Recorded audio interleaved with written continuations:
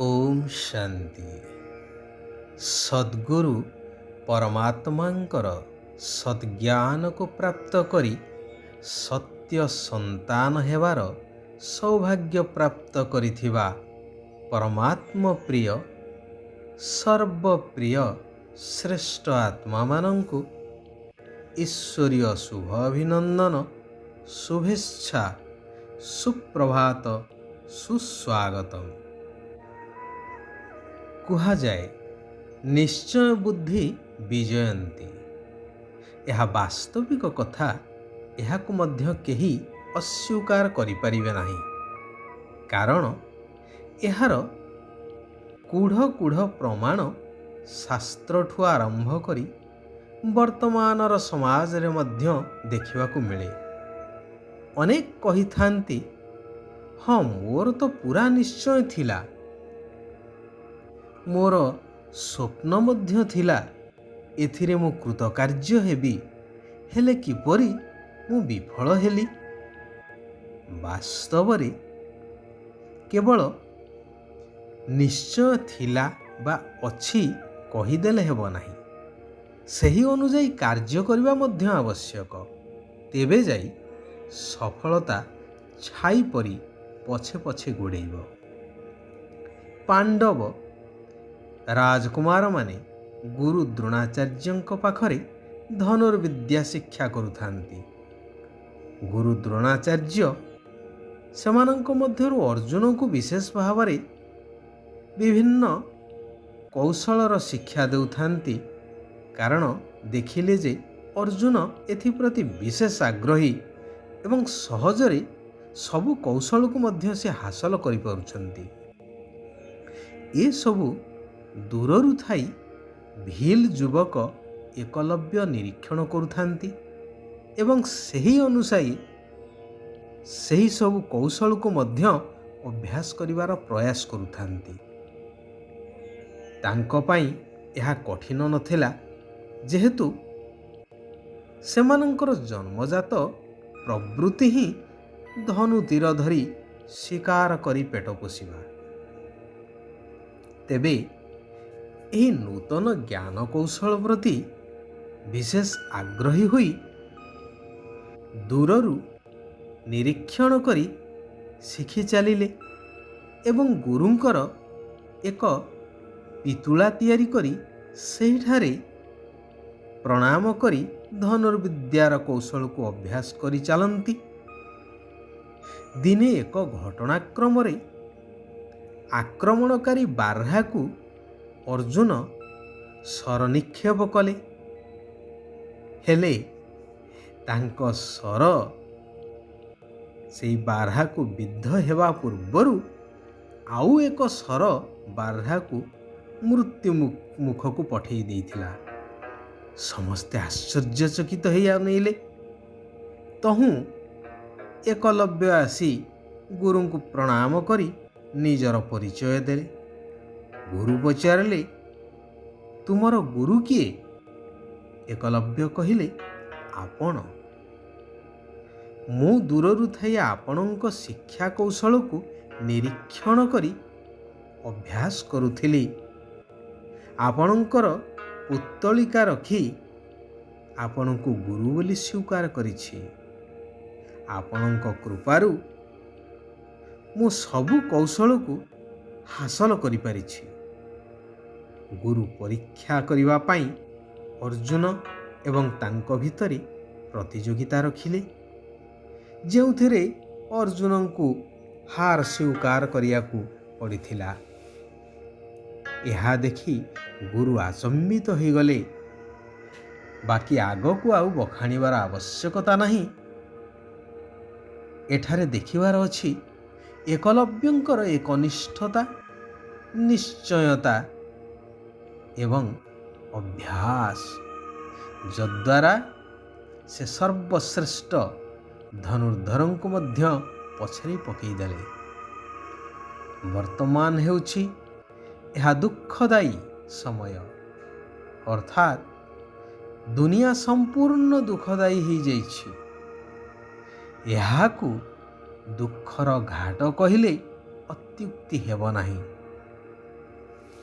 ସେଥିପାଇଁ ଦୁଃଖହର୍ତ୍ତା ସୁଖକର୍ତ୍ତା ନିରାକାର ପରମାତ୍ମା ପିତା ଆସି କହୁଛନ୍ତି, ହେ ମୋର ମଧୁର ସନ୍ତାନଗଣ, ଏହି ଦୁଃଖର ଘାଟରେ ବସି ମଧ୍ୟ ବୁଦ୍ଧିକୁ ଏଠାରେ ଲଗାଇ ରଖ ନାହିଁ। ବୁଦ୍ଧି ଦ୍ୱାରା ଏହାକୁ ଭୁଲି ଚାଲ। ଶାନ୍ତିଧାମ ଏବଂ ସୁଖଧାମ ସତ୍ୟଯୁଗୀ ସ୍ୱର୍ଗ ରାଜ୍ୟକୁ ମନେ ପକାଇବାର ଅଭ୍ୟାସ କରି ଚାଲ। ଯେହେତୁ ଏବେ ଶାନ୍ତିଧାମ ଘରକୁ ଫେରିବାକୁ ହିଁ ହେବ। ଏହି ନିଶ୍ଚୟ ରଖ କି ବାବା ତୁମ ପାଇଁ ସତ୍ୟଯୁଗୀ ନୂଆ ଦୁନିଆର ଉପହାର ନେଇ ଆସିଛନ୍ତି। ଏହି ପୁରୁଣା ଦୁନିଆ ଦୁଃଖଦାୟୀ ଦୁନିଆର ଏବେ ବିନାଶ ହେବ। ଏହି ନିଶ୍ଚୟ ଆଧାରରେ ତୁମେ ପୁରୁଷାର୍ଥ କର। ଯଦି ନିଶ୍ଚୟ ନାହିଁ, ତେବେ ତୁମେ ସୁଧୁରି ପାରିବ ନାହିଁ, ପରିବର୍ତ୍ତନ ହୋଇପାରିବ ନାହିଁ। କାରଣ ଜନ୍ମ ଜନ୍ମାନ୍ତର ପାଞ୍ଚ ବିକାରର ବଶୀଭୂତ ହୋଇ ଆତ୍ମା ପତିତ ତମ ପ୍ରଧାନ ହୋଇଯାଇଛି। ତାହା ପବିତ୍ର ସତପ୍ରଧାନ ହେବା ବା କିପରି ବା ହୋଇପାରିବ? ଆଗକୁ ଗଣମାଧ୍ୟମରେ ମଧ୍ୟ ଏହି ସନ୍ଦେଶ ସାରା ବିଶ୍ୱବାସୀଙ୍କୁ ମିଳିବ, ଚତୁର୍ଦିଗରେ ପ୍ରଚାରିତ ହେବ। ସେତେବେଳେ ତୁମର ନିଶ୍ଚୟତା ଆହୁରି ଅଧିକରୁ ଅଧିକ ଦୃଢ଼ୀଭୂତ ହୋଇଯିବ। ସେଥିପାଇଁ ଏହି ଈଶ୍ୱରୀୟ ପାଠପଢ଼ାକୁ ଭଲ ଭାବରେ ପଢ଼ିବାକୁ ହେବ। ନିଜକୁ ସୁଧାରିବା ପାଇଁ ନିଶ୍ଚୟ ବୁଦ୍ଧି ହେବା ନିହାତି ଜରୁରୀ। ବାଣୀଠାରୁ ଉର୍ଦ୍ଧ୍ୱ ବାନପ୍ରସ୍ଥକୁ ଯିବାର ଅଛି। ତେଣୁ ଏହି ବିନାଶୀ ଦୁଃଖଧାମକୁ ଭୁଲିବାର ଅଭ୍ୟାସ କରିବା ଦରକାର। ଶିବ ବାବା କହୁଛନ୍ତି, ଯେକୌଣସି ପରିସ୍ଥିତିରେ ବିନ୍ଦୁ ବା ପୂର୍ଣ୍ଣଚ୍ଛେଦ ଅଥବା ଫୁଲ୍ ଷ୍ଟପ୍ ଲଗାଅ, ତେବେ ଆଶୀର୍ବାଦର ଅଧିକାର ପ୍ରାପ୍ତ କରୁଥିବା ମହାନ ଆତ୍ମା ହୋଇପାରିବ। ଯେଉଁମାନଙ୍କ ଭିତରେ ନିଜକୁ ପରିବର୍ତ୍ତନ କରିବାର ଶକ୍ତି ଅଛି, ବାସ୍ତବରେ ସେମାନେ ମହାନ ଆତ୍ମା ଅଟନ୍ତି। ନିଜକୁ ଆଗରେ ରଖୁଥିବା ଆତ୍ମାମାନଙ୍କୁ ତିନି ପ୍ରକାରର ଆଶୀର୍ବାଦ ପ୍ରାପ୍ତ ହୋଇଥାଏ। ପ୍ରଥମଟି ହେଉଛି ନିଜକୁ ନିଜଠାରୁ ଆଶୀର୍ବାଦ ମିଳିବା ଦରକାର, ଅର୍ଥାତ୍ ଖୁସି ମିଳିଥାଏ।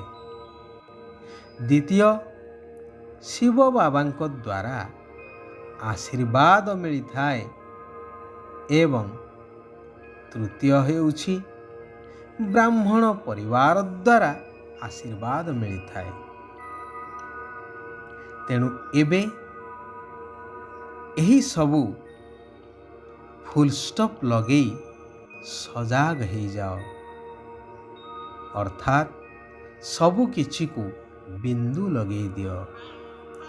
ନିଜେ ବିନ୍ଦୁ, ପିତା ମଧ୍ୟ ବିନ୍ଦୁ, ଦୁନିଆ ମଧ୍ୟ ନିରାକାର ଦୁନିଆ।